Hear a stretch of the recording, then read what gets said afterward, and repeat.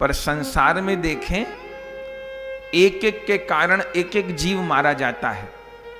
अब आप बताइए, रूप के पीछे कौन प्राणी मारा जाता है? रूप के पीछे, रूप की आसक्ति जो अपने को नष्ट ही कर लेता हो, ऐसा कौन प्राणी है बताइए? पतंगा। पतंगा होता है, वो रूप के पीछे मारा जाता है। अग्नि की लौ को देखता है और वो इतना आसक्त हो जाता है उस अग्नि की लौ को देख के कि झूमता रहता है और आखिर में अग्नि की लौ में चला जाता है, समाप्त हो जाता है। तो रूप के पीछे पतंगा मारा जाता है। रूप, रस, रस के पीछे कौन प्राणी मारा जाता है बताइए? मछली। मछली कैसे पकड़ते हैं मछली पकड़ने वाले?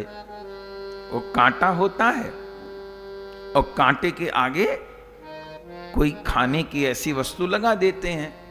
अभी तो और बहुत तरीके हैं मछली पकड़ने के, पर जो शास्त्रों में पुराना तरीका है, तो मछली पकड़ने वाला कांटे को जल में डालता है और कांटे के ऊपर कोई खाने की वस्तु लगा देता है। वो मछली आती है और उस खाने के चक्कर में वो मुंह खोलती है और दबाती है। वो खाने की वस्तु मुंह में कितनी आती है खबर नहीं, वो कांटा उसके गड़ जाता है और बस मछली पकड़ने वाला उस कांटे को शास्त्र की भाषा में कहते हैं बंसी। बंसी बोलते हैं उसको। तो उस बंसी के कांटे में वो मछली फंस जाती है, मुख में उसके कांटा फंस जाता है। फिर वो मछली पकड़ने वाला उस मछली को निकाल लेता है। तो रस के पीछे, उस बंसी के कांटे के पीछे मछली मारी जाती है। अच्छा, अपने ठाकुर जी के हाथ में भी तो बंसी है। वो मछुआरे के हाथ में जो बंसी रहती है वो तो सामान्य मछली को पकड़ने के लिए है, पर ठाकुर जी के हाथ में जो बंसी है वो तो गोपांगनाओं के मन को पकड़ने के लिए है, जन्म जन्म के भूले भटके मन को पकड़ने के लिए है। तो हम लोग कल ध्यान कर रहे थे तो प्रभु को प्रार्थना कर रहे थे, हे श्याम सुंदर, अपनी बंसी के द्वारा मेरे चित्त का आकर्षण कर लीजिए। ये वंशी नाद मुझे पवित्र कर रहा है, वेणु नाद मेरी आत्मा का स्नान करा रहा है। तो रूप के पीछे पतंगा मारा जाता है, रस के पीछे मछली मारी जाती है। रूप, रस, शब्द, शब्द के पीछे कौन मारा जाता है? रूप, रस, शब्द। शब्द के पीछे एक भृंगी नाम का कीट होता है, वो मारा जाता है। भृंग भृंग भृंग भृंग भृंग करके शब्द होता है और वो उस छिद्र में चला जाता है और शब्द के पीछे मारा जाता है। रूप, रस, शब्द, गंध।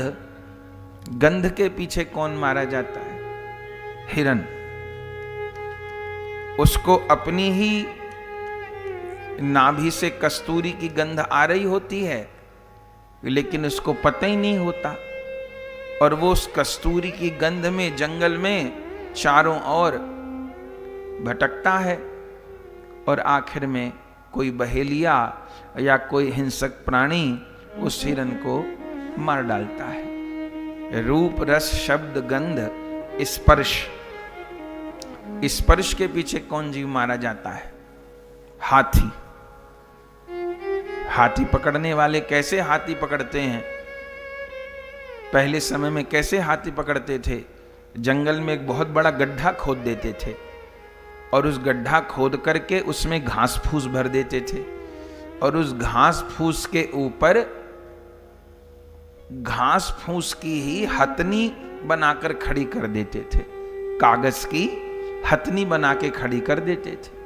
हाथी आता था और उस हथनी के मोह में वो पागल हो जाता था और उसको स्पर्श करने के लिए आगे बढ़ता था। वो तो घास फूस भरा हुआ गड्ढा होता था और हाथी उसमें गिर जाता था। और हाथी पकड़ने वाले लोग फिर उस हाथी को महीनों महीनों तक भूखा रखते थे उस गड्ढे में और अंकुश चुभाते रहते थे उसको, और फिर वो हाथी निर्बल हो जाता था।